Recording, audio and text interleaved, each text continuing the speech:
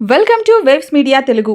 కొత్తపల్లి పంచాయతీని కార్పొరేషన్లో విలీనం చేసే ప్రక్రియను పునఃసమీక్షించాలని మాజీ ఆప్కాప్ చైర్మన్ మల్లెల ఝాన్సీ రాణి డిమాండ్ చేశారు. విలీనంతో ప్రజలపై పన్నులు, రిజిస్ట్రేషన్ ఛార్జీల భారం పెరుగుతుందని, ప్రజాప్రతినిధుల సంఖ్య తగ్గిపోతుందని అన్నారు. విలీనానికి వ్యతిరేకంగా ఈ నెల 28న జరిగే సమావేశానికి కొత్తపల్లి ప్రజలు పెద్ద సంఖ్యలో హాజరై నిరసన తెలపాలని ఆమె పిలుపునిచ్చారు.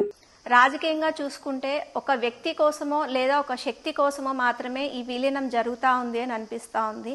కొత్తపల్లి పంచాయతీలో దాదాపు 20 వార్డులు ఉన్నాయి. ఒక సర్పంచ్ ఉన్నారంటే మొత్తం 21 వార్డులు వస్తాయి. అలాగే 6 ఎంపీటీసీ స్థానాల వరకు ఉన్నాయి. అలాగే ఇంకా ఏమన్నా పాసిబుల్ ఉంటే ఒక జెడ్పీటీసీ స్థానం కూడా వచ్చే అవకాశం ఉంది. అట్లాంటిది ఇప్పుడు కార్పొరేషన్లో విలీనం చేస్తే మనకు అంతే 3-4 కార్పొరేటర్ల స్థానాల వరకు మాత్రమే వస్తాయి. అంటే ఒక కార్పొరేటర్కి అవ్వాలి అనుకుంటే ఆ జనాభా 5,000 నుంచి 8,000 వరకు కార్పొరేటర్ అయ్యే అవకాశం ఉంటుంది. కాబట్టి మళ్ళీ మొత్తం మన జనాభాను చూసుకున్నా కూడా 3-4 స్థానాల వరకు మాత్రమే మనకు కార్పొరేషన్ స్థానాలు ఇస్తారు.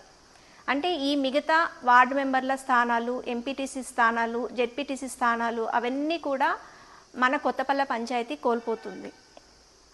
ఇదంతా రాజకీయంగా చాలా వరకు నష్టం. ఎందుకంటే చాలామంది ప్రజాసేవ చేయాలనుకునే ప్రజాప్రతినిధులకు ఈ అవకాశం అనేది పోతుంది.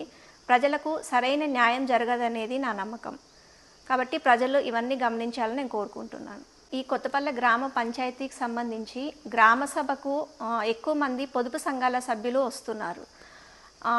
ఏపీఎం గారు వివో సభ్యుల ద్వారా వారిని అందరికీ విలీనంపై సుముఖంగా సంతకం చేయించేట్లుగా వాళ్ళను ప్రోత్సహించి మరీ పంపుతున్నారు. ఇది ఎంతవరకు న్యాయం అనేది ప్రజలు ఆలోచించాలి. ఎందుకంటే ఏపీఎం గారు మన ప్రాంతానికి చెందిన వారైతే కాదు. మన ప్రాంతంలో ఉండేవాళ్ళు, మన ప్రజలు మన గ్రామ అభివృద్ధి కోసం ఆలోచించి సరైన నిర్ణయం తీసుకోవాలని నేను కోరుకుంటున్నాను. గత 10 రోజుల కంటే పోయినసారి గ్రామ సభ జరిగినప్పటికీ రేపు 28వ తేదీ జరిగే గ్రామ సభ మధ్యలో చాలా వరకు ప్రజలు చర్చించుకున్నారు. ఈ 10 రోజులలో కూడా ఏ ప్రజానాయకుడు కానీ అధికారులు కానీ ఈ విలీనం వల్ల జరిగే లాభాలు ఎవరికీ సరైన అవగాహన అనేది కల్పించడం లేదు. ఎక్కువ నష్టాలే కనబడుతున్నాయి కానీ లాభాలు అయితే ఏమీ కనిపించడం లేదనేది నేను ప్రజలందరూ మరీ గమనించాలని కోరుకుంటున్నాను. ముఖ్యంగా అమృతానగర్ వాసులు కూడా వాళ్ళు ఎప్పుడు కూడా ఇంతవరకు పన్నులు అనేవి చెల్లించడం లేదు ఎప్పుడు కూడా. కానీ ఆ పన్నులు చెల్లించకున్నా కూడా కొత్తపల్లి పంచాయతీ మేనేజ్ చేస్తూ వాళ్ళకి సరైన సౌకర్యాలు ఇవ్వడం జరుగుతూ ఉంది. ఇప్పుడు వాళ్ళకు కార్పొరేషన్లోకి వెళితే వాళ్ళు కూడా ఖచ్చితంగా పన్నులు అనేవి కట్టాల్సి వస్తుంది.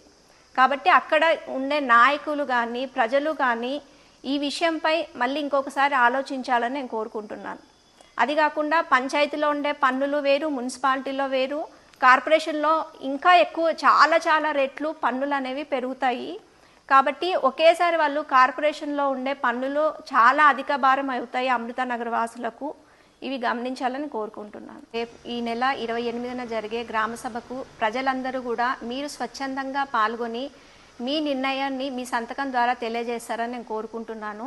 గ్రామ స్వరాజ్యమే మన దేశం అభివృద్ధి చెందుతుందని మహాత్మా గాంధీ ఎప్పుడూ చెప్తూ ఉంటారు.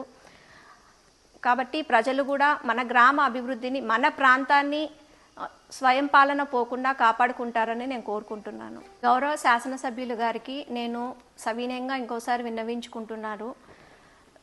ఎందుకంటే మీరు 6 నెలల కిందట అమృతానగర్ ఏరియాని కొత్తపల్లి పంచాయతీ నుంచి సపరేట్ చేసి ఒక కొత్త పంచాయతీగా తయారు చేయాలనే నిర్ణయం తీసుకున్నారు. ఎందుకంటే పరిపాలనా సౌలభ్యం కోసము పనులు త్వరగా అవుతాయని మీరు ఆ రోజు చెప్పారు.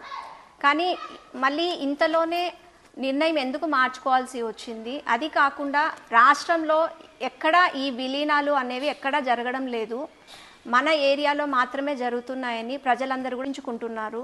కాబట్టి గౌరవ శాసనసభ్యులు గారు మళ్ళీ ఒకసారి ఆలోచన చేసి ఈ విలీనం అనే ఆలోచనను విరమించుకోవాలని నేను కోరుకుంటున్నాను. ప్రజలందరి తరపున నేను కోరుకుంటున్నాను. ఎందుకంటే ఇది మీరందరూ ప్రజల అభిప్రాయం కూడా చాలామంది విలీనంకి వ్యతిరేకత చూపిస్తున్నారు. కాబట్టి మీరు ఇంకోసారి ఆలోచన చేయాలని నేను కోరుకుంటున్నాను.